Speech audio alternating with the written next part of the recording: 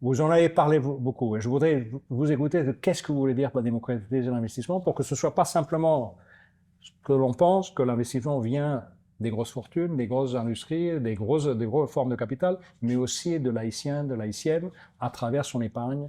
Et ça, ce sont des éléments que vous êtes en train de capitaliser. Écoute, quand on a commencé, quand on a lancé Profin, très tôt, nous nous sommes rendus compte que sans une bonne base d'éducation financière, on ne réussirait pas notre pari. Parce que tout d'abord, nous avons un rapport avec l'argent qui est difficile.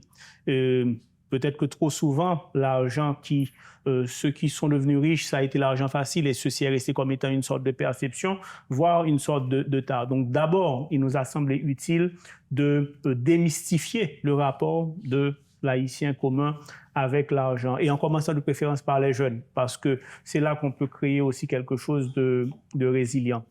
Mais nous avons aussi ce souci de démystifier ce rapport avec la création de richesse. Bien. Parce que si on ne respecte pas la richesse, si on ne comprend pas la création de richesse et voir si on ne se sent pas comme en faisant partie, on peut éventuellement ne pas avoir le souci de la protéger. Donc, l'éducation financière pour nous va sur tous ces volets, en commençant par l'individu en tant qu'agent économique et, comme tu l'as dit, les instruments financiers après.